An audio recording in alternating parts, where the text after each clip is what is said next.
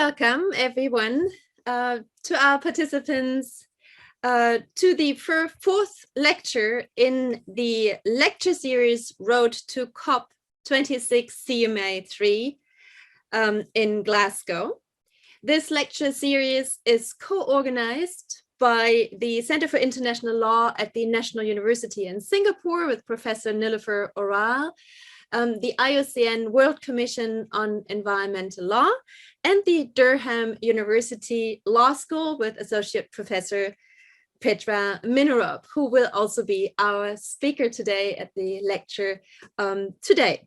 My name is Professor Christina Voigt. I'm professor at the University of Oslo School of Law here in Norway, and I'm also the chair of the Climate Change Specialist Group at the IUCN World Commission on Environmental Law. The topic of today's lecture, as I said, the fourth lecture in our lecture series, is the Paris Agreement Rulebook, adding a Glasgow chapter to the Katowice package. Now, as we all know, the Paris Agreement was adopted in 2015, and it is quite a comprehensive agreement. It has a lot of detail. It stretches over about 10 pages, but not all detail could be agreed in 2050, all detail that was necessary to make the implementation of the Paris Agreement effective. And that was very much at the conscience of the negotiators, because they set in motion a process to negotiate what is now called the Rulebook for the Paris Agreement. So when adopting the Paris Agreement in 2015, very concrete mandates were given to the negotiators to adopt more concrete guidelines, modalities, rules, and procedures to be adopted at the first meeting of the Conference of the Parties to the Paris Agreement. And that first meeting, and the third session of the first meeting, happened in 2018 in Katowice and culminated in the adoption of the Paris Agreement Rulebook, which is a set of many decisions on many different aspects of the Paris Agreement. But some elements are still missing in that Paris Agreement Katowice package or rulebook. Some elements are missing because parties were not able to agree in 2018, and some elements are missing because parties decided to postpone the decisions on those elements to a later stage. The most prominent element that is still outstanding is, of course, are the rules around Article 6, which establishes cooperative approaches under the Paris Agreement. There are three different modalities. One is Article 6, paragraph 2, which establishes bilateral approaches. Article 6, paragraph 2, which establishes a mechanism, and Article 6, paragraph 8, which establishes non-market-based approaches. Now, in the decision adopting the Paris Agreement, the mandate was given to adopt guidance on Article 6.2, to adopt rules and procedures and modalities on Article 6.4, and more guidance on Article 6.8. Now, parties were not able to adopt these modalities and rules in Katowice, neither were they able to adopt them the year later in Madrid in 2019. And of course, there are high expectations that these rules will now be adopted in Katowice to complete the rule book, but also there's an important linkage with the ambition that parties are putting in their NDCs. And as you know, there is an updated, the request to update or enhance NDCs in 2020. But these are not the only elements. There are also guidance on common timeframes, on common tabular formats for reporting, and some other elements.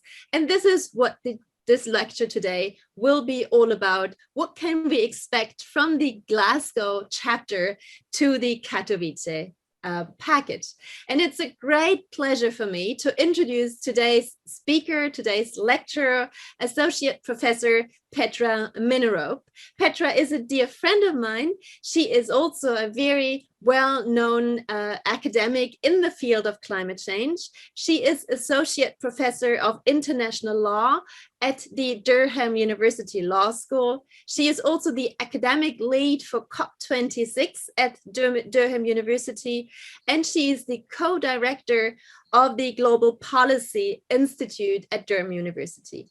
Her scholarship captures wildly. As I said, she works on climate change, but not only, she also looks at environmental law in a broader perspective as well, and that's very important, on interdisciplinary aspects, because if we're dealing with complex issues like climate change, it's very important to also look at other disciplines that inform our work. And with that, it's a great pleasure to give the floor to Petra, and we're all looking forward to your lecture. Petra, you have the floor. Thank you so much, Christina, for your very kind words and generous introduction. And I hope you can hear me, and I'm screen sharing. Is that correct? That's correct. That's perfect. Thank you so much. Now, very warm greetings to everyone on this call. Thank you for coming, and it is a great honor to be here with you today. Now, the topic of my talk is the Paris Agreement Rulebook, adding a Glasgow chapter to the Katowice package. Now, since the adoption of the Bali Action Plan in 2007, and as Christina just said, continuing through the negotiations that followed, leading up to the 2015 Paris Agreement and the 2018 Paris Agreement Rulebook, there has been a continuous process of negotiation on the climate change law applicable post-2020 after the end of the second commitment period under the Kyoto Protocol. Now, COP26 is anticipated to bring this sub-treaty rulemaking to a close so that the Paris Agreement becomes fully operational.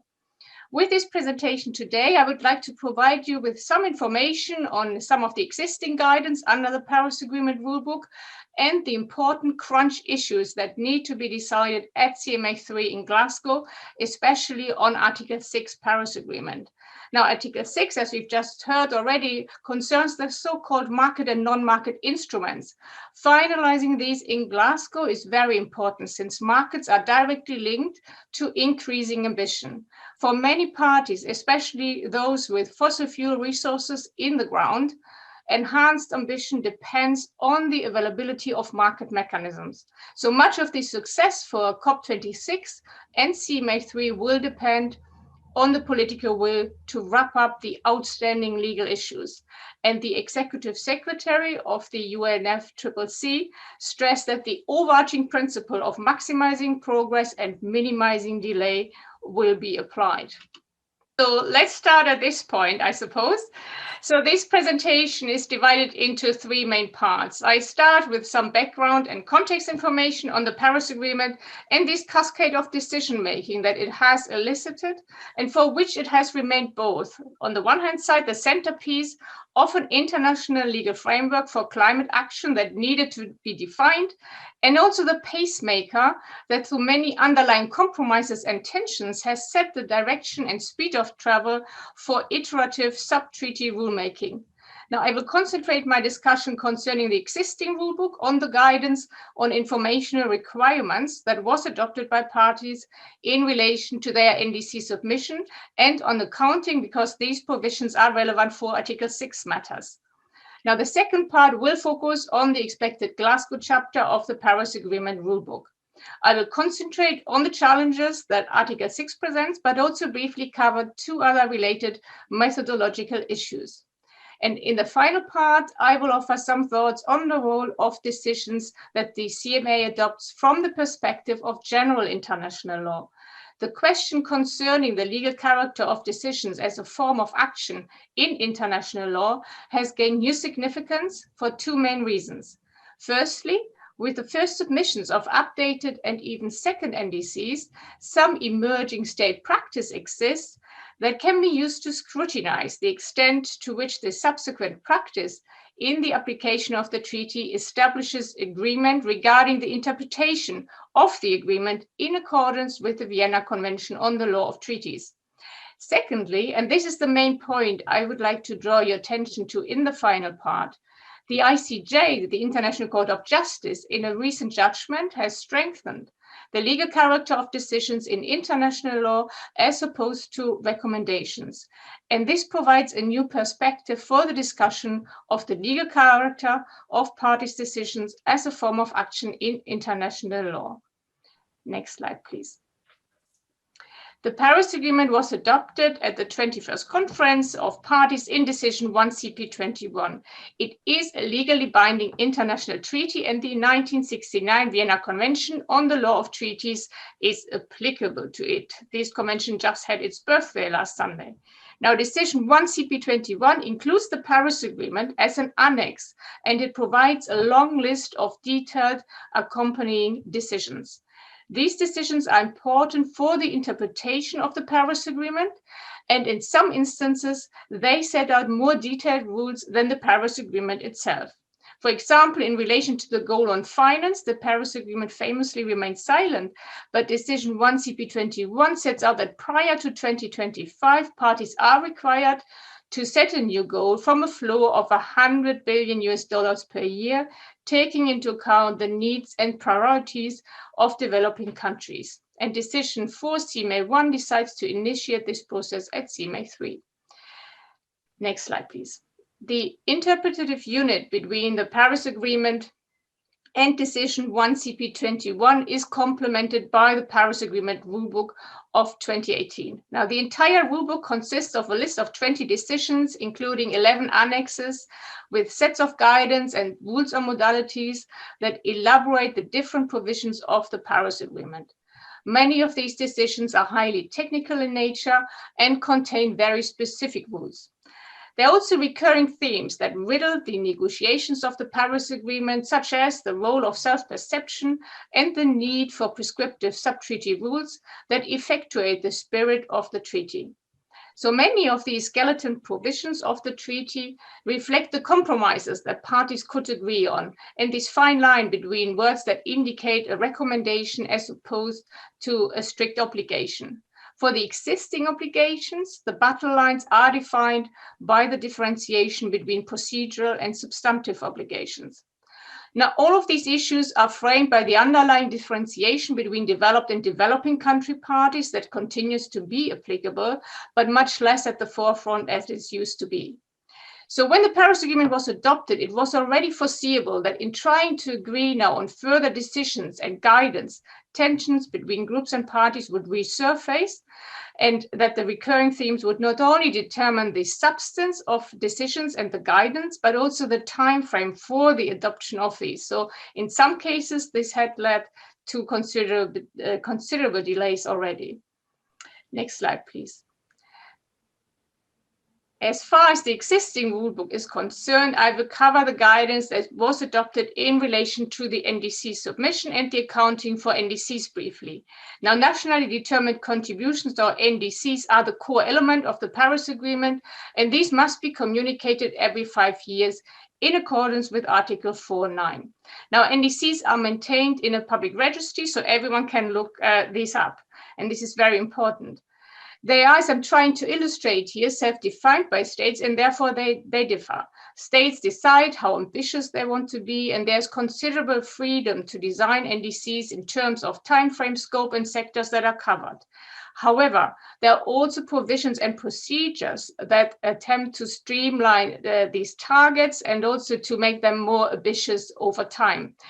So there are other mechanisms under the Paris Agreement, such as the scrutiny of progress in the global stocktake, which is the new central oversight mechanism that aim at making these targets more ambitious over time.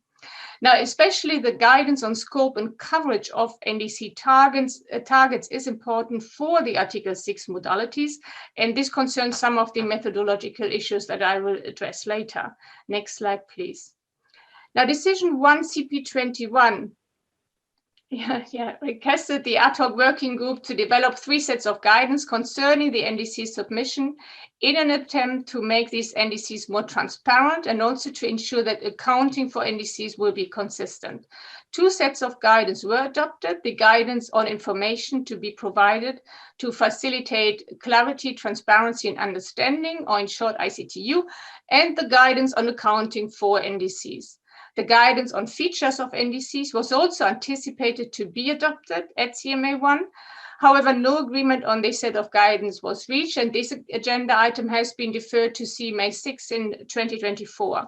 Now, I think that date may well have been chosen because this will be after the first global stocktake in 2023, but the original mandate required that this guidance had to be adopted at CMA 1.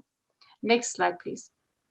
The guidance that was adopted in relation to mitigation concerns the informational requirements that parties must fulfill when they communicate their NDCs. And this guidance is included in Annex 1 of Decision 4 CMA1.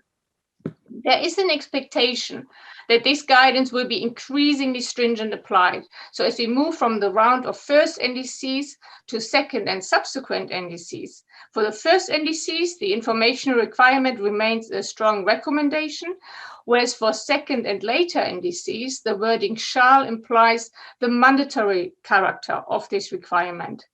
So using the factor time so that parties can adapt to these informational requirements is one of the tools that the Paris Agreement uses to balance states' self-perception with the necessity to prescribe rules that ensure that the object and purpose of the treaty can be achieved.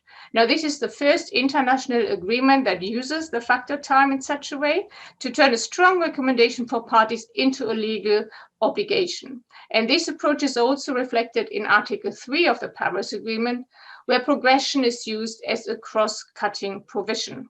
Next slide, please. Now, the ICTU consists of a list of detailed and quantifiable information, including reference points, reference years, base years, and reference periods for these targets that are then set out in the NDCs. I will not go into much detail here, but there are two general points I would like to stress. The first is that the guidance largely elaborates further on the aspects that were already included in Decision 1 CP21.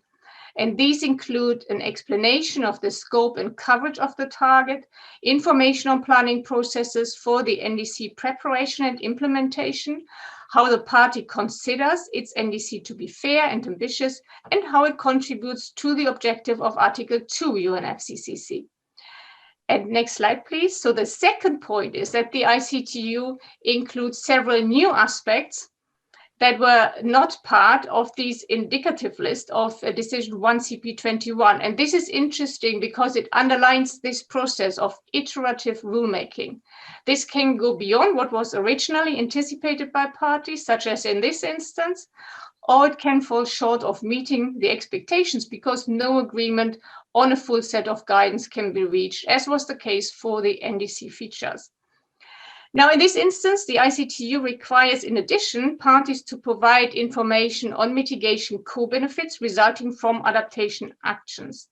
And in relation to planning processes, the requirement to provide information on how NDCs are informed by the global stocktake was added, as well as information on the economic consequences of response measures. And in addition to an explanation of how the NDC contributes towards the Article U UNFCCC objective, the request comprises the objective of the Paris Agreement under Article 2.1a, which is the temperature target, and the mitigation obligation under Article 4.1. Next slide, please. Now, how is this applied in practice? As I mentioned earlier, one of the reasons for revisiting the legal function of these decisions in the context of the Paris Agreement is the fact that we now had at least some parties that have submitted new NDCs or updated first NDCs as required by Decision 1 CP21. Now, the synthesis report that the UNFCCC Secretariat is required to produce on the basis of these enhanced submissions could not be based on a full set of new submissions. It only covers 30% of global greenhouse gas emissions or 75 parties at this point in time, given that the pandemic has led to delays in party submissions of new pledges. Now, in February 2021, the Secretariat issued, therefore, an initial report that is based on this first round of updated first and some second NDCs as required. And the full report is expected ahead of COP26. However, it is possible to derive from these submissions that almost all parties applied the existing UNFCCC guidance, and that many parties already applied the new CMA guidance, and that those who fail to apply justify their non-compliance with capacity constraints. So that can be taken as to enhance the rule character of the ICTU under Article 31(3)b Vienna Convention on the Law of Treaties, as subsequent practice in the application of the treaty, which can confirm that this is the agreement of the parties regarding its interpretation. Next slide, please. I will now turn to the guidance on accounting. Now, Article 4.13 of the Paris Agreement uses mandatory language to require all parties to account for their greenhouse gas emissions. And the guidance on accounting is included in Annex 2 of Decision 4 CMA 1. Applying the guidance is a strong recommendation for first NDCs and then becomes mandatory for second NDCs and for subsequent NDCs. So that is, again, a similar mechanism of increasingly stricter requirements over time as it was for the ICTU guidance.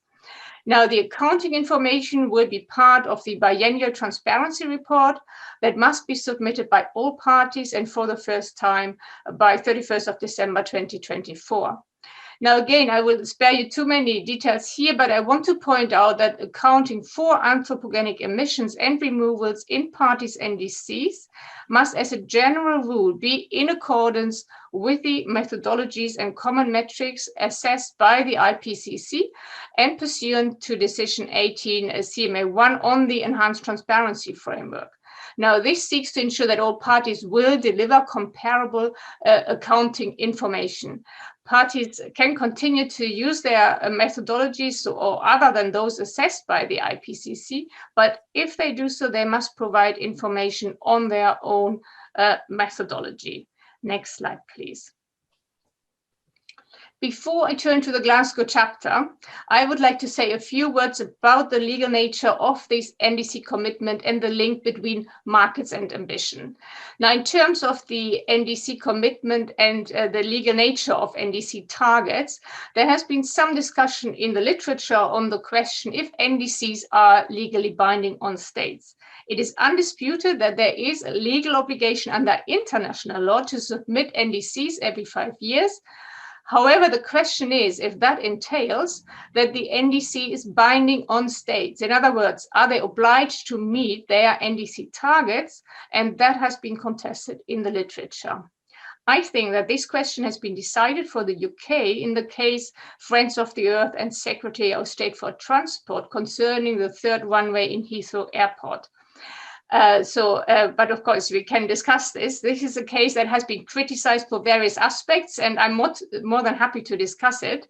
The point which I think is important here is that the UK Supreme Court reasoned that there is no obligation to adopt a binding domestic target to ensure that the objectives of the Paris Agreement are met. However, the court also stated the specific legal obligation imposed in that regard was to meet any NDC applicable to the state in question.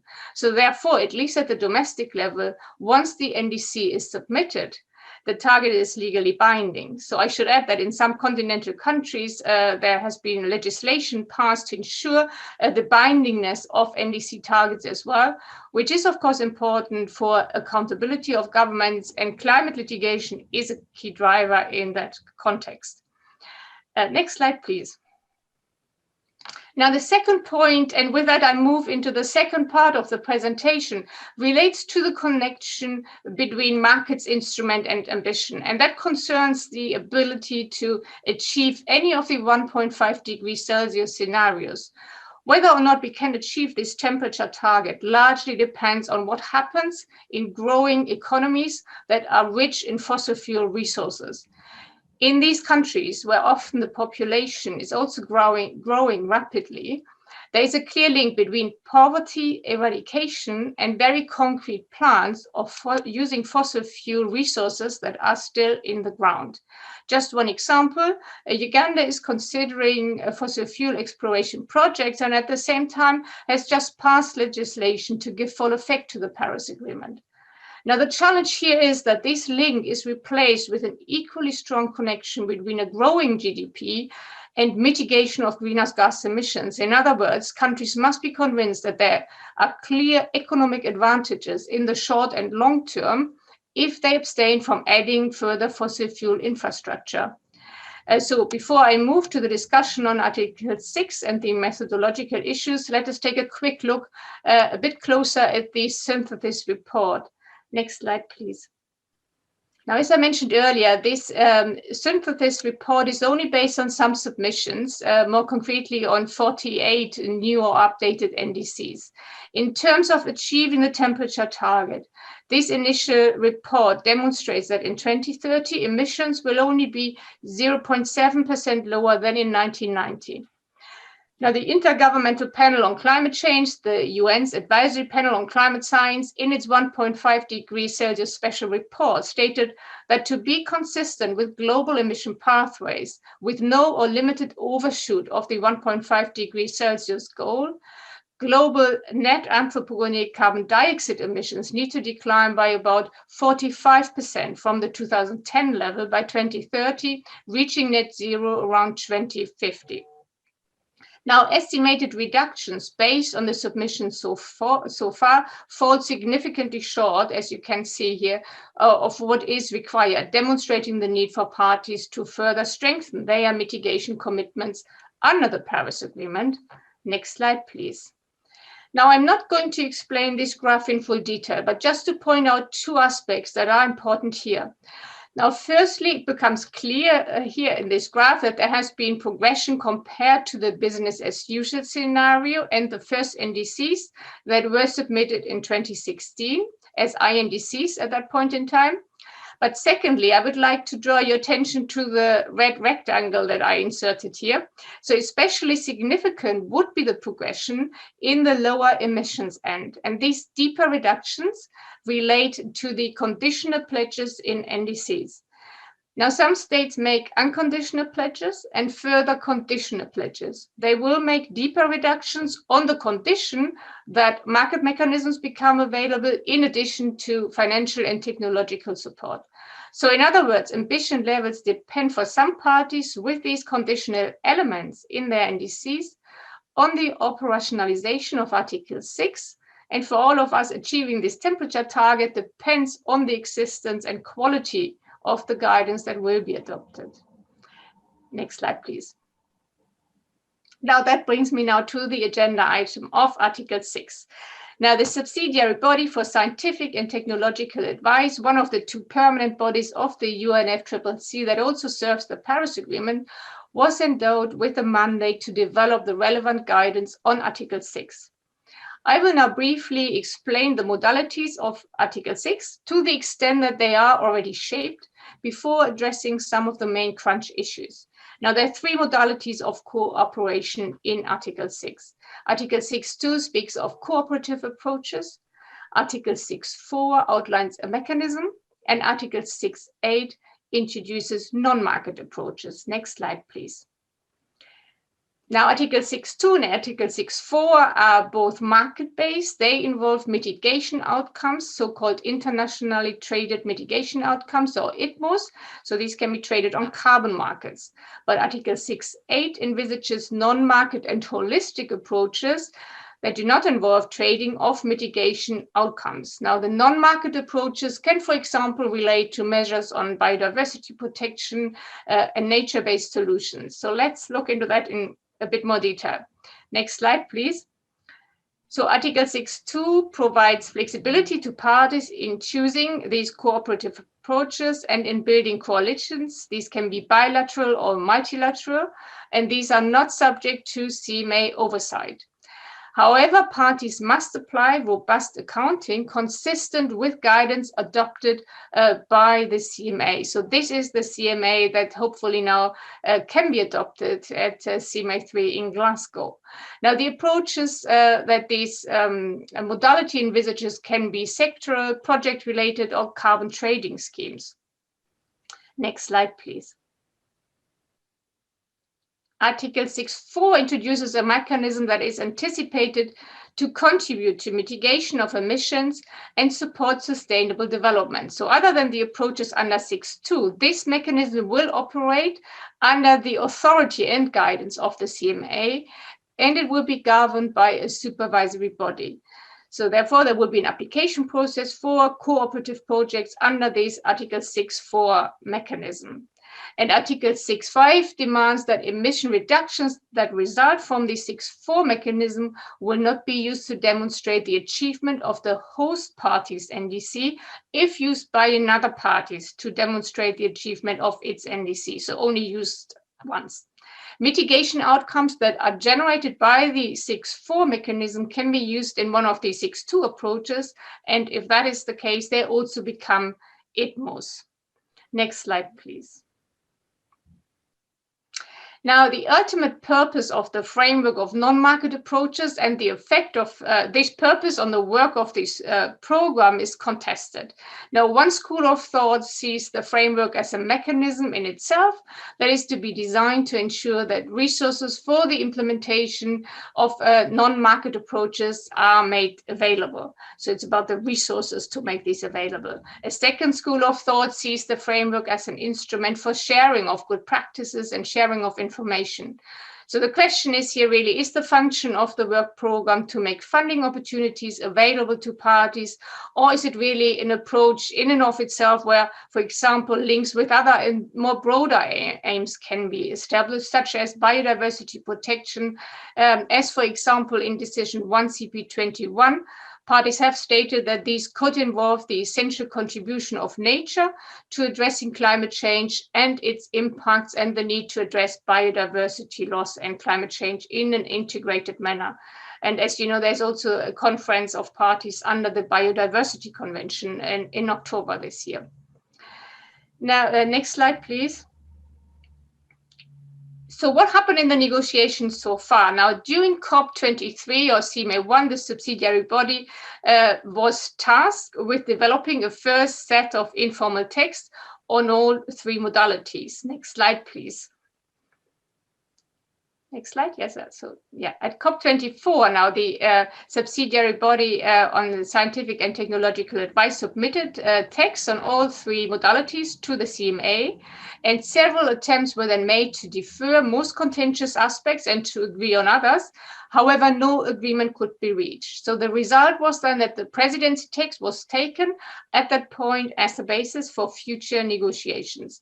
And in 2019, the subsidiary body produced 3 texts, one for each modality, merging the presidency text, the subsidiary body's text, and new proposals. Next slide, please. Now, these 3 texts were adopted as basis for negotiations for COP25, but parties were again unable to reach an agreement during the climate conference in Madrid. So as a result, the 3 last iterations of the negotiation text were forwarded to the subsidiary body on technological and scientific advice, again for further consideration.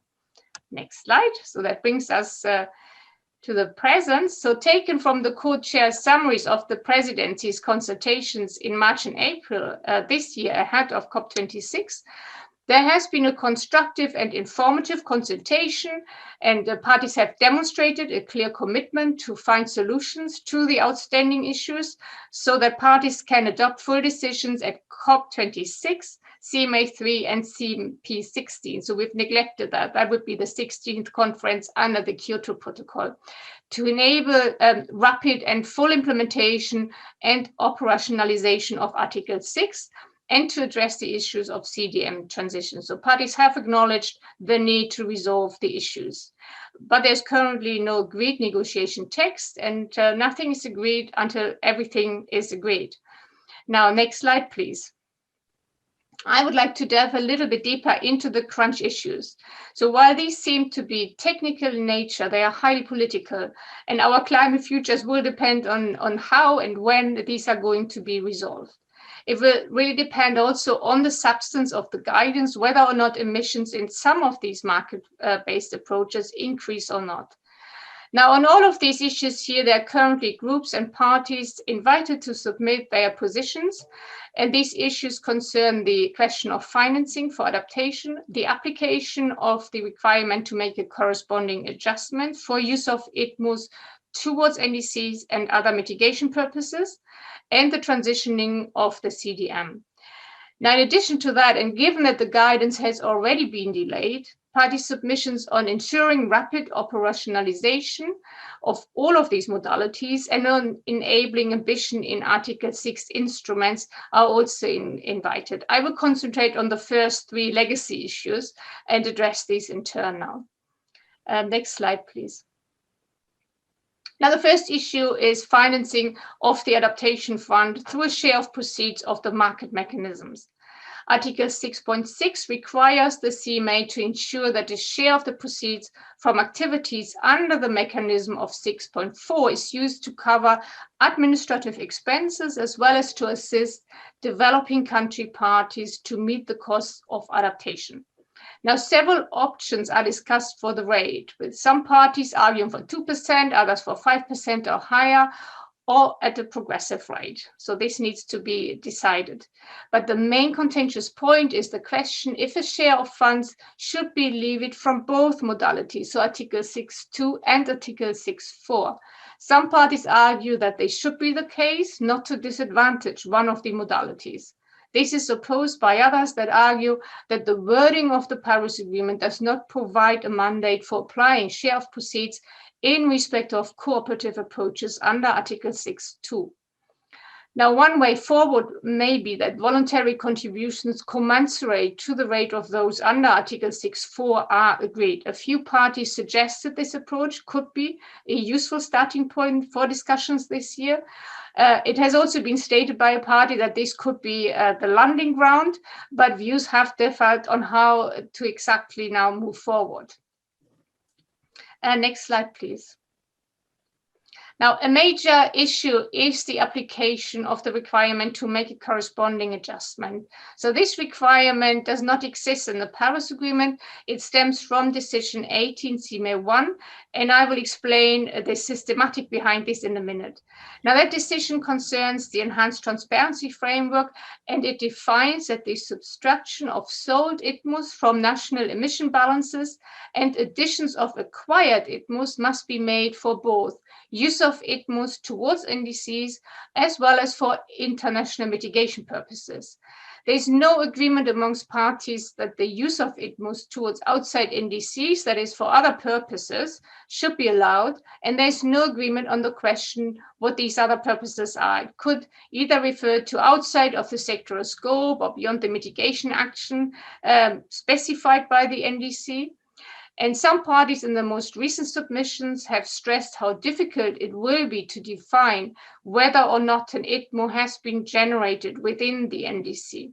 And this relates to the informational requirement that is part of the ICTU, because it will be difficult, at least for some NDCs, to specify which activity is covered by the NDC. Excuse me.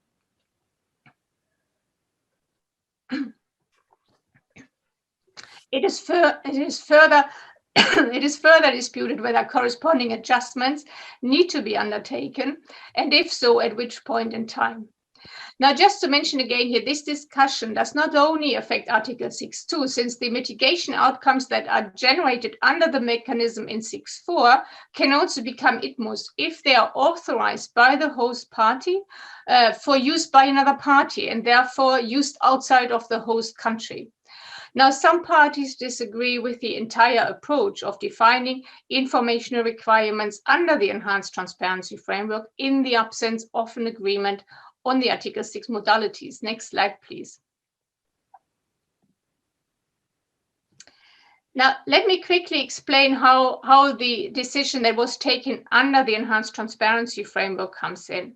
Now, the modalities, procedures, and guidelines of the Enhanced Transparency Framework under Article 13 of the Paris Agreement call on all parties to report on information related to ITMOs and Article 6 cooperative approaches in the context of the structured summary of NDC implementation and achievement. So as part of the information necessary to track progress in NDC implementation, this decision requires that parties provide an emissions balance that reflects the use of ITMOs in form of this corresponding adjustment. The paragraph states that it is to be operationalized consistent with Article 6 rules. Some parties insist that this paragraph has no validity on its own, but can only be operationalized once the Article 6 rulebook is agreed. Other parties insist that the paragraph is part of a binding decision and therefore valid. Given this renewed deferral of a decision on Article 6, it means that now Article 6 reporting requirements and these reporting formats will have to be negotiated in parallel at COP26. Now, I hope that has to some extent demystified how a decision that was taken under a different provision can become relevant for Article 6. Now, next slide, please. Now let's return to the requirement of corresponding adjustment. Making a corresponding adjustment is a way of avoiding double counting. The transferring party uncounts the mitigation outcome, while the using party counts the mitigation outcome. The process is relatively straightforward if ITMOs are expressed in tons of carbon dioxide. For the selling country, the emissions go up, while for the buying country, the emissions are reduced. The problem is that ITMOs can also be expressed in other metrics, and that is a result of this freedom for states in choosing their cooperative approaches. For example, they could be expressed in renewable energy credits. Let's assume these are REGOs that are certified by Ofgem. How can then the corresponding adjustment be made if the other party uses a different metric? Now, one option here could be to use a buffer registry where the participating parties need to have an NDC that is measured in the same other metric as the ITMO. Now, regarding these issues of making a corresponding adjustment when the ITMO is generated outside the host country's NDC and is used for either NDC compliance in another country or for other mitigation purposes, parties have not found a compromise yet. So as you can see here, making a corresponding adjustment ensures that the double counting is avoided, and that is required in Article 6.5 as well. So in reflecting on possible solutions, some head of delegations suggest a time-bound exemption from the requirement to undertake a corresponding adjustment where the emission reduction is generated outside the NDC of the host parties. But parties are divided on this, and some indicate that the time-bound exemption would be inconsistent with Article 6 insofar as it would run counter to delivering an overall mitigation for global emissions. Now, I think that one important point to consider here is the role of setting the right incentives. Now, one of the normative expectations of the Paris Agreement is that all parties move towards adopting economy-wide emission reduction targets over time. And allowing for the transfer of ITMOs outside NDCs could risk to discourage parties from submitting comprehensive NDCs. Next slide, please. Now, a second and related point is the difference in timeframes and target formulation in NDCs. So some parties have multi-year targets and therefore a trajectory of emission reductions against which the reductions through ITMOs can be demonstrated. If a party only provides a single-year target, the trade with ITMOs in the years that precede the target year may not necessarily be reflected in the balance. A possible solution could be here to require that participating parties provide an emissions trajectory or carbon budget calculations. Now, to put this into context, around 80% of parties have single-year targets. Next slide, please. Now, finally, in relation to the transition of the CDM under the Kyoto Protocol, the question arises how certified emission reductions that could be generated still at this point in time under the Kyoto CDM can be used towards NDC implementation. Some parties here are in favor of a clear cut from Kyoto and start afresh with approaches under Article 6 that are designed to increase ambition for long-term targets. Others want to apply the approaches that have worked in the past in the international carbon markets to have functioning markets up and running to support NDC implementation in the short term.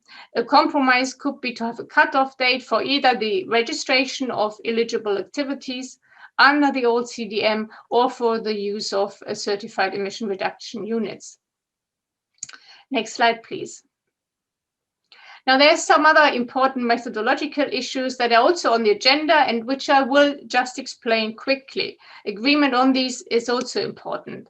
Now, in decision 18 CMA1 on the enhanced transparency framework, the CMA decided on the kind of information that parties have to submit under this specific framework. This is in addition to the ICTU, and it concerns the biennial reporting requirements and greenhouse gas inventory reports. Now, the next question is to define how parties must report this information. And therefore, the CMA in decision 18 CMA1 requested the subsidiary body for scientific and technological advice, which is one of the two permanent bodies under the UNFCCC, to address these methodological issues on reporting. So the subsidiary body is requested to develop for consideration and adoption by CMA3 common reporting tables for the electronic reporting of the information that is required from parties, outlines of the biennial transparency reports, the national inventory document, and the technical expert review report. And that is a request that is not included in the Paris Agreement, but in the decision that was adopted by parties under the transparency provision of Article 13. Next slide, please. Now, the second methodological issue concerns the mandate to adopt common timeframes. And this is established in Article 410 of the Paris Agreement, where the conference of the parties serving as the meeting of the parties to this agreement shall consider common timeframes for nationally determined contribution at its first session, so at CMA 1. But decision 6 CMA 1 only notes that there has been a rich exchange of views and that parties shall apply common timeframes from 2031 onward. And it requests the second permanent body, the subsidiary body for implementation, to continue the consideration for common timeframes for NDCs. And progress towards reaching an agreement on this item was slow. Parties could so far not agree on these different options, and the subsidiary body for implementation produced 10 options for considerations, but on none of them could agreement be reached during COP25. Now, to facilitate understanding and better understanding of the technical aspects and the implications of this item and the different options that were discussed, a technical dialogue was conducted during the climate dialogues that took place online instead of the COP meeting in 2020. And the objective here was to discuss linkages between common timeframes and other elements of the Paris Agreement, such as NDC communication cycle, the NDC synthesis report, Article 6, the global stocktake, and of course, reporting under the enhanced transparency framework. And parties are now resuming consideration of this item at the subsidiary body meeting 52 ahead of CMA3. And the first step towards a solution would be here to agree on a smaller set of available options. Next slide, please. I will now turn to the final part of the presentation and offer some thoughts on how these CMA decisions can be evaluated under general international law and why these decisions are so important, not just for achieving the temperature target, but for understanding the very specific approach towards lawmaking that emerges. So what we've seen here, this post-treaty negotiation, as we've just discussed here, is really a continued process for finding the third thing, which neither party wants, but both parties can accept. And the Paris Agreement Rulebook forms part of this ongoing process of negotiation. And I've tried to demonstrate the extent and significance of this process for the operationalization of the Paris Agreement, but also for the implementation in national law. So the CMA is creating here global administrative law on climate change. Now, the ILC has given us some draft conclusions on the role of decisions of conferences of parties for the subsequent agreement of parties on the interpretation of treaties, and that is under the doctrine of interpretation. Now, in a recent judgment, the ICJ has stressed the binding nature of decisions in international law. Now, the role of sub-treaty rules in international law and their legal character is a highly debated issue in the context of the discussion about lawmaking, the differentiation between soft law and hard law, and the role of conferences of parties as hybrid organizations in international law. Now, I think that this ICJ judgment is a clear invitation to rethink the legal character of decisions as a form of action in international law under the doctrine of sources. And on that basis, a new framework for the evaluation of CMA decisions can emerge. And I will only offer some preliminary thoughts on this. Next slide, please. Now, the ICJ judgment is from December 2020, and it concerns a case between Guyana and Venezuela concerning the validity and binding effect of the award regarding the boundary between the former colony of British Guyana and the United States of Venezuela of the 3rd of October, 1899. Now, the issue was whether or not the decision of the Secretary General to defer the dispute to the ICJ constitute a mere recommendation or is legally binding. Next slide, please. Now, at the core of the case was a provision in the Geneva Agreement that both parties had agreed to, and this included a provision in Article 4 of the Geneva Agreement that prescribes that if the government of Guyana and the government of Venezuela should not have reached agreement regarding the choice of one of the means of settlement provided in Article 33 of the Charter of the United Nations, they shall refer the decisions as to the means of settlement to the Secretary General of the United Nations. So the ICJ here was tasked with the decision or with the issue of deciding whether or not this decision was legally binding. Now, the ICJ interpreted the wording of the provision in good faith and in accordance with the ordinary meaning given to the terms of the treaty in their context and in the light of its object and purpose. Now, first of all, then the ICJ held that the term shall denotes an obligation on state parties.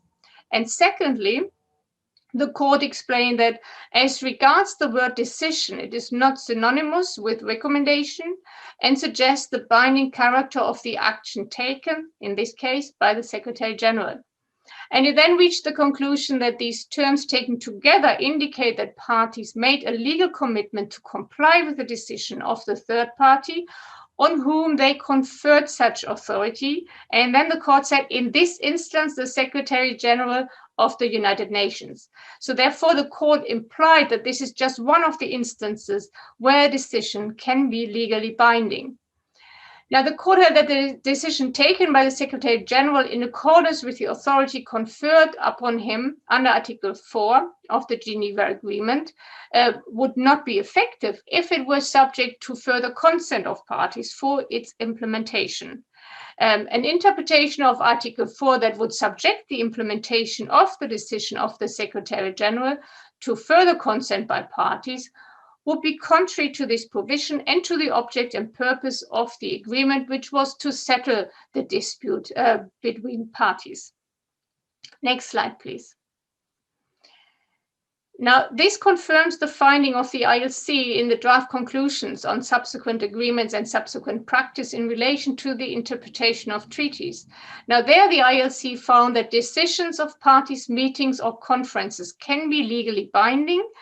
And while the competence conferring provision in the treaty has an indicative function of such legal bindingness, the ILC stated that the legal effect is not entirely depending on the competence conferral. It stated that it cannot simply be said that because the treaty does not accord the conference of parties a competence to take legally binding decisions, that then these decisions are necessarily legally irrelevant and constitute only political commitments. Now, these two doctrines taken together, the doctrine of sources and the doctrine of interpretation, strengthen the role of decisions as a form of legally binding action in international law. And that has several consequences for the decisions that the CMA adopts, and it has consequences for situations where no agreement can be reached.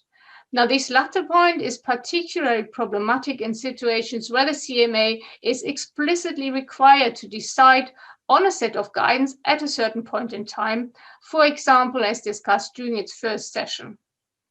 Now, if the CMA adopts a decision and includes the required guidance in that decision, the argument can be made that the decision and the guidance is legally binding, and that has been an open question so far.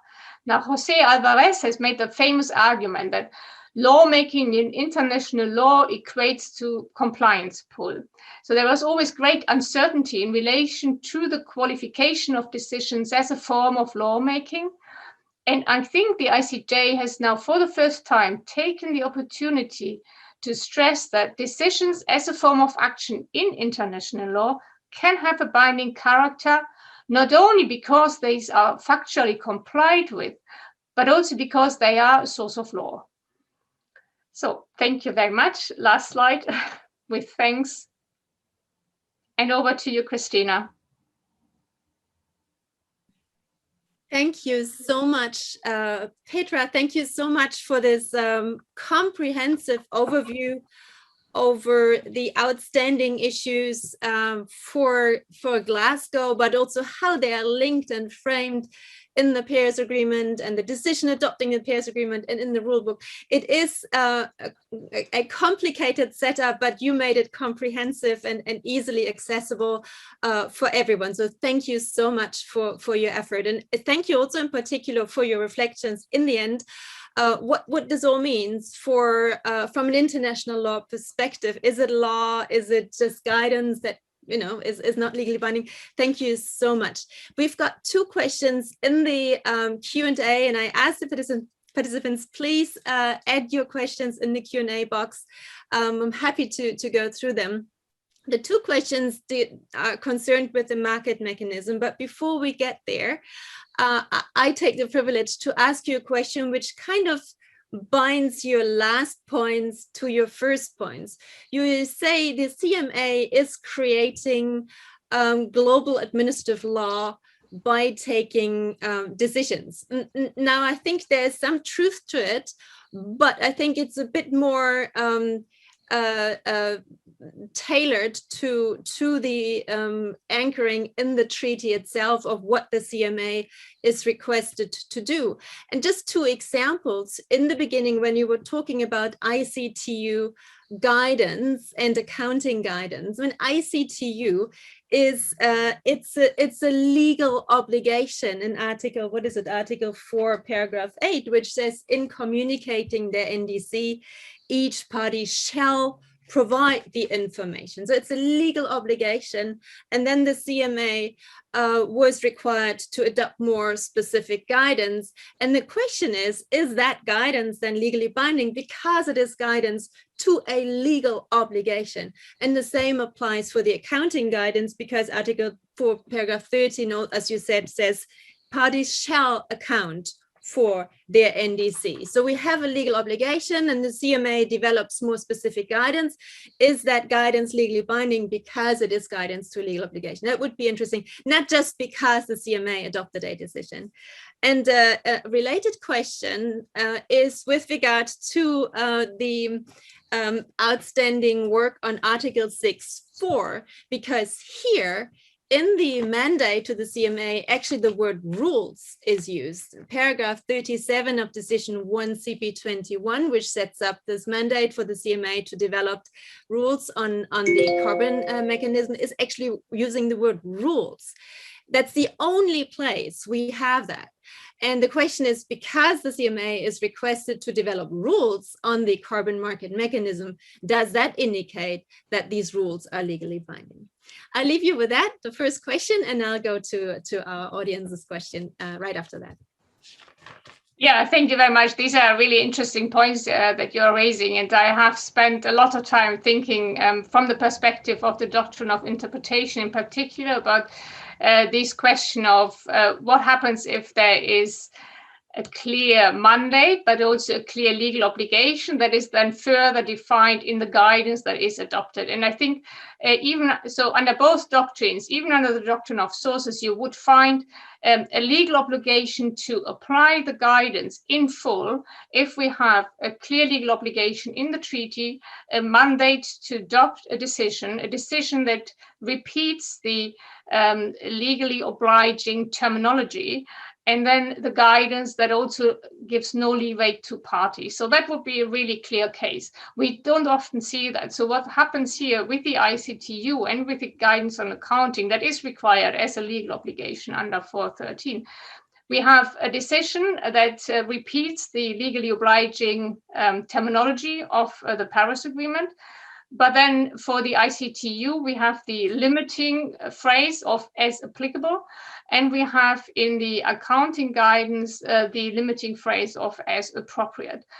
So under the doctrine of sources, it would be a bit more difficult, at least under what we've seen so far before we had this new decision from 2020. And I think more time needs to be spent thinking about the implications of the ICJ judgment here. But under the doctrine of sources, it would be more difficult to make the argument that the guidance in full is legally binding. So here the doctrine of interpretation comes in because that would allow us then to say, so to which extent have parties through this guidance limited the options that can be arguably used to fully implement the Paris Agreement provision, so the legal obligation that the provision sets forth in line with this guidance. So there are options set out in this guidance that are seen as being legally valid, and the preferred options of parties.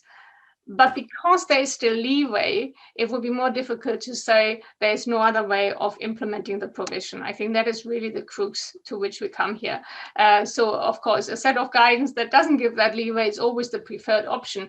But the applying the draft conclusions of the ILC gives us at least a tool to stress that this is what parties have wanted, and this is what they already knew they would have to agree on when they agreed on the Paris Agreement, because without this further guidance, implementation is even more difficult. So I think that is the first question. Now, the second question, it's a really good point. And again, the ILC would stress here, it depends on the clarity and on the terms that are chosen in the mandate for endowing the CMA with the mandate to issue rules or a further set of guidance or modalities. But that is only one factor, again, that has to be taken into account in this overall process of making an interpretation here. So it will depend on the way that the CMA frames then these rules. So if these rules are framed in a way that the legal implications are again lessened because there is much leeway included in these rules, then it will be quite difficult to make the argument that this is the only way of applying the form of guidance or rules that the Article 6 rulebook then sets forth. So it's one aspect, and it strengthens the point of departure for the interpretation, but it's not the only decisive factor, in my opinion. Thank you. Thank you very much, Petra. Let's move to the questions from the audience. I have one question that deals also with this issue of legal bindingness from Linda Siegele.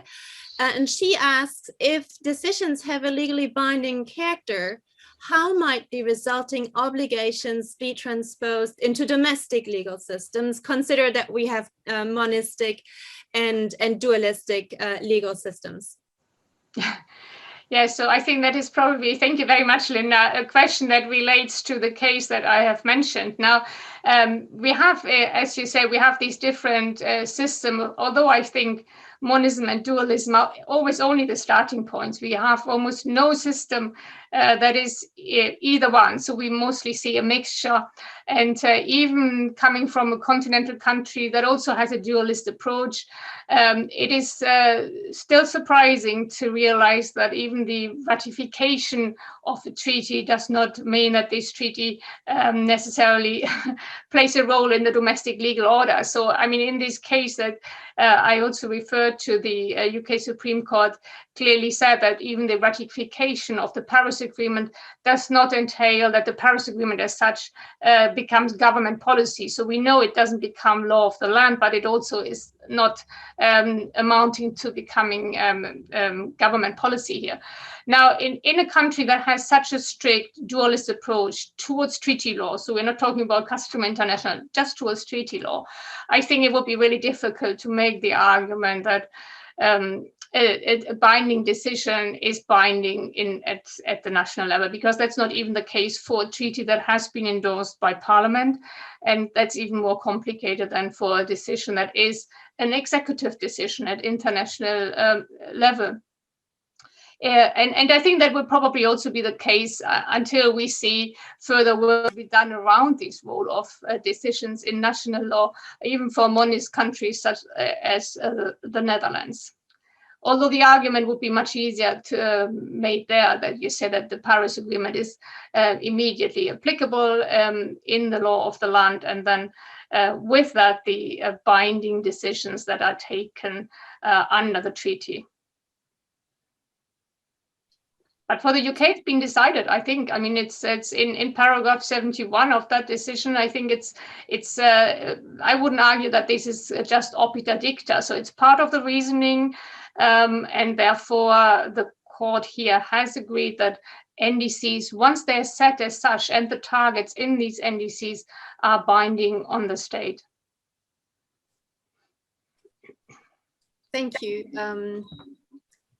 Petra. Let's move to some of the questions around Article 6. We have so far 3, and I encourage the audience to post some more questions. We have some time.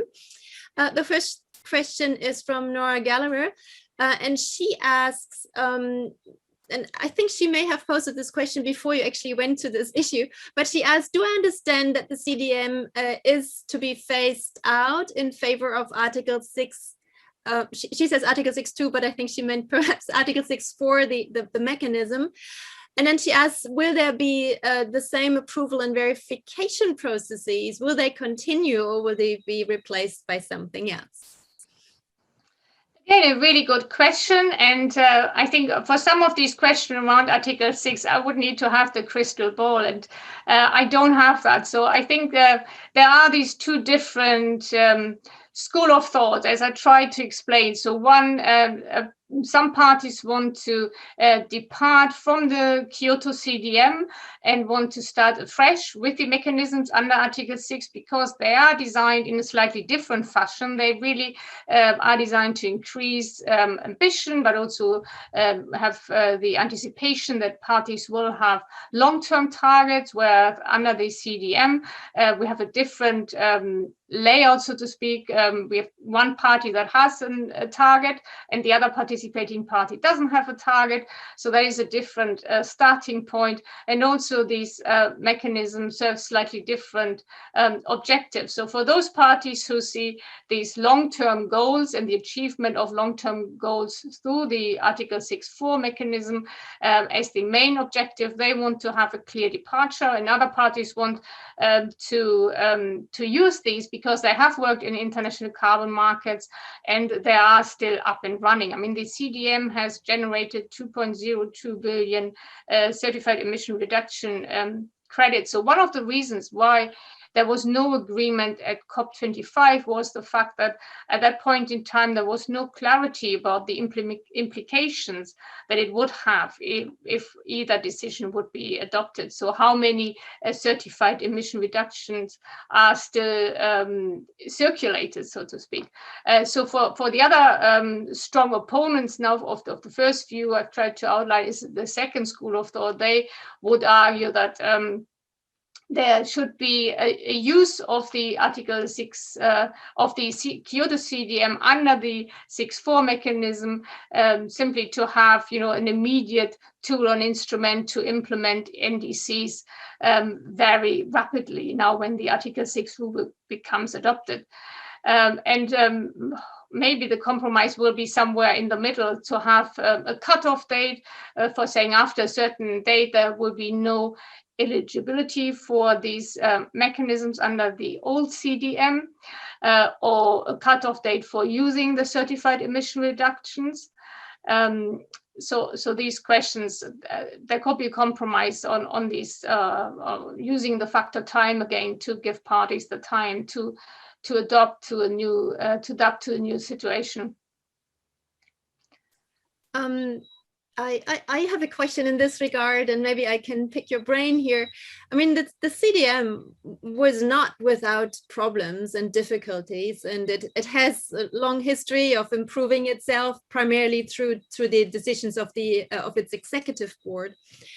But one major criticism on the CDM was that it doesn't have biodiversity safeguards or social safeguards, and there were several issues with CDM projects that impinged on social rights and biodiversity things. But this doesn't seem to be a discussion in the Article 6.4 negotiations to think about what could be improved. What did not have for the CDM? Should we talk about safeguards for the Article 6.4 mechanism? And I wonder if you had some thoughts about it. The same applies to a complaint mechanism. There was none for the CDM, and there's still discussions about it. But a complaint mechanism for the 6.4 mechanism, it seems to be a very good idea, but there seems to be high reluctance and not much willingness to discuss about this. So I think, taking stock of what we had and trying to improve it into the future doesn't seem to apply to all aspects of carbon trading. Do you have some thoughts on that? Yeah, absolutely. It's a good point that relates well to the other question that was also bringing up the idea of whether there is an application process for the 6.4. So I think in the third iteration of the presidency text, so the last version from COP25, in this draft guidance that was set out there is, of course, the anticipation that there will be stricter reporting requirements than there maybe have been under the CDM. So I think this reporting mechanism would be one tool to ensure that there is the rule of 6.5 enforced, but also environmental integrity. But of course, the question about baselines is also again a problem here. Now, I just wanted to make one more comment to the question that was just asked before this. So there is again this timeline and application process envisaged as it was under 6.4. So there will be again a mechanism where parties will have to apply for the eligibility of the activities. So that would be similar, I assume, if that is agreed under the 6.4 mechanism. And now, in relation to add to the reporting, I think that would be really crucial for the supervisory body, the expert review, to really scrutinize not just the outcome of this activity, but really the credibility of the underlying mitigation activity. So to give the supervisory body as much influence over the activities that can be accepted under Article 6.4. I think that would be really important, in addition to a strong reporting framework. Interesting. This is yet another layer of decision making when it comes to the supervisory body. We have a question from Carolyn Foster from New Zealand. She has a question regarding Article 6.8, and she asks, what promise do you see in Article 6.8, in particular for reducing global emissions? And how difficult will it be for parties to settle the 6.8 guidance? And she thanks you for superb presentations, as many others did, by the way. Oh, thank you very much. Again, I should probably also say at this point, I'm not a negotiator. I'm just an academic following the discussions. So from the submissions that I've seen at the moment, parties seem to concentrate very much on 6.2 and 6.4. So the latest submissions that are publicly available on these subsidiary bodies' websites. Now, In the 6.8, I think the decision 1 CP25 is quite promising to bring in here biodiversity aspects, nature-based solutions. I think there are many approaches that could be taken here. It remains to be seen what parties will decide under this mechanism. I think it's a novel approach. It has not existed in the past, so we will just have to wait and see.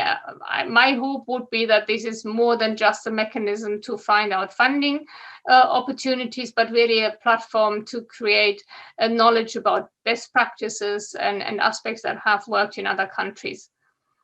That's interesting. What the history of 6.8 traces back to REDD+, where some parties were saying, well, REDD+ forest protection is something which we do not consider in any kind a market approach. So we want to look at it from a non-market perspective. And we were never able to solve this issue under REDD+, but it survived, and it then sort of made it into Article 6.8 and is still a big question out there, but it might be interesting to see where it's headed. We have one more question. I don't see any further. Again, I encourage the audience to post questions. One question from Siada O'Connor, and it's more of a general question, which I quite like. She says, thank you for the comprehensive presentation. It is clear that reaching decisions on all the outstanding issues around Article 6 is critical for implementing the Paris Agreement. And then she asks, is enough being done to promote and provide information to the public on these issues? Because they are really intricate, but they're also really important. Without information, she says, education, there may be less incentive for political leaders to find common ground. I think that's an excellent question, actually, and that also relates a little bit to the last aspect of the presentation, but I will come to that. So the first point is there enough information out there? And I don't think there is. And I also think that the UNFCCC, although there is so much information, does not make it easy for the general public who can't spend hours researching the website to have the information easily accessible. And as you know, under Article 6 of the UNFCCC and also Article 12 of the Paris Agreement, there is something called Action for Climate Empowerment. And that is, by the way, also on the agenda for COP26 to see what kind of action is being done to empower the wider public, to educate the wider public, disseminate information and research, so that it's accessible for everyone, but also easily to understand, because, I mean, there are so many abbreviations and it's almost as if they are invented very quickly. You will always have a new abbreviations, and that is not very user-friendly for the general public. So I don't think that there is enough done. There could be more done, but it's also something that has been recognized and that is therefore on the agenda. And I think universities play a huge role in reaching out to students, but also the wider public and to schools. And there are various projects, especially now through different networks of universities, the COP26 Universities Network, for example, that have this aim of providing information to the wider public. So I think we are maybe in that way lucky that we have this online environment now, in addition to hopefully in-person meetings, because it does provide us with an easier, accessible amount of facts and information that is out there. And I think what you're here raising also is a wider issue, and I tried to bring that in with these last considerations on the legal implications. I mean, so far we've seen a development of the climate change regime where a treaty was followed by a protocol, and we can also have treaty amendments, but I don't think any of this will be ever necessary, because we've got the CMA being in the driving seat and taking steer, making these strategic decisions. And I'm not saying it's a good or bad thing, but it does, of course, mean that many relevant decisions are made outside the treaty, and that has implications for democratic approval and endorsement in national parliaments, because the treaty is only one aspect of the entire regime, and these decisions are not discussed and are not supervised by national parliaments, and therefore there is a lack of accountability of governments. And I think that is something that needs to be resolved at the national level. That is not a problem of the international legal framework. That is a national question that follows from this approach of lawmaking at the international level. Interesting observations there, Petra. I just wanted to add here that when we designed this lecture series on the road to Glasgow, on the road to COP3 and COP26, CMA3 and CMP 17, this was also one of our objectives to engage the broader public in these rather intricate elements of the negotiations, which, as Petra said, can be very expert focused, and it needs quite a bit of capacity building to understand, as you said, all these abbreviations and how does it all fit together, and where does something come from, and where is it in the negotiation. So I hope that we are reaching out with our lecture series and make some of these complicated issues a bit more accessible. And I'm sure that the audience and shares my view that you've done a terrific job today, delving very deep into these issues. Now, Petra, I don't have any further questions from the audience, and we are almost at 1.5 hours that we had set for us. I just wanted to say that there are several people in the audience who expressed their appreciation for your presentations. It's a wonderful presentation. Thank you so much. I'm sure that the chat is somewhere safe so that you can see it. And with that, I just want to thank you again very, very much. We have the next lecture in our series coming up, and I don't have the program right in front of me. I do apologize. If you give me 1 second, I'll try to find it out so that we can promote, or maybe you know it. Yeah, I think it's Professor Minas next week already. Can that be? Yeah, I think so. Just a second. Yeah, sorry, just to confirm, it's Stephen Minas on the Friday, June the 18th. Exactly. And Stephen Minas, he's going to talk about advancing technology development and technology transfer under the Paris Agreement. Yet another complicated, complex, but also very important aspect. And Stephen has worked on it for quite some years. And he's also the chair of the UNFCCC Technology Executive Committee, the TEC. So he will talk from the inside about these issues, and that's on the 18th of June at 10 a.m. London time. And with that, again, thank you so much, Petra. Thank you to the audience for staying with us, for engaging with your questions. Thank you also to the National University of Singapore and Nineveh, who will hear, hopefully, the recordings of this presentation. And with that, many thanks to everyone. Stay safe and see you on the 18th. Yeah, Bye-bye. thank you from my side as well. And thank you also to Stan for helping me out in sharing the screen. That was excellent. I don't think it was our fault this time around. I think this is really a Zoom issue. So thank you so much. Thank you also, Christina, for chairing this session. And I was absolutely in safe hands here.